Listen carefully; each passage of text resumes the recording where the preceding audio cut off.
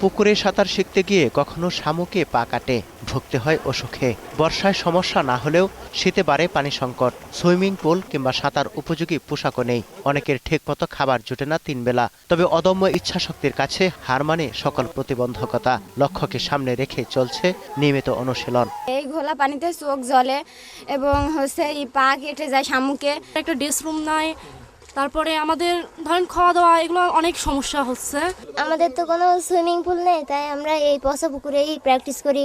এই চিত্র কুষ্টিয়ার মিরপুরের আমলা ইউনিয়নের। দেশের যে প্রান্তে প্রতিযোগিতা হোক না কেন, তার অগ্রভাগে এখানকার সাঁতারুরা। বাংলাদেশ আনসার, সেনাবাহিনী, নৌবাহিনী, বিজিএমসি সহ নানা প্রতিষ্ঠানের হয়েও সাঁতারে লড়েন এখানকার ছেলেমেয়েরা। সবুর আপু, তারপরে নাজমা আপু, লাবণী আপু, ওনারা অনেক গোল্ড পাইছে, বিদেশে যাচ্ছে। কুষ্টিয়াতে একটা নতুন সুইমিং পুল তৈরি হয়েছে, এখানে সবাই দরিদ্র ঘরের ছেলে মেয়ে আর কি।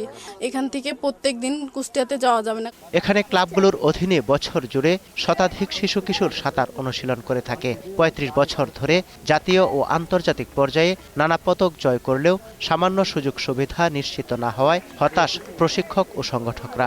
অনেক পরিবারের ছেলেমেয়েরা তাদের রুটি রুজির ব্যবস্থা পাচ্ছে। এই রুটি রুজির ব্যবস্থার কারণে এই সাঁতারে তারা হিউজ পরিমাণে আসছে। প্রত্যাশিত আশায় যে আমরা ট্রেনিং করব, একটা প্রত্যাশিত আশা পূরণ হবে আমাদের, সেই আশাগুলো আমাদের পূরণ হয় না।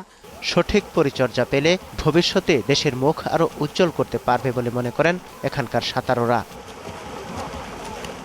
সমর ইসলাম, 21 টেলিভিশন।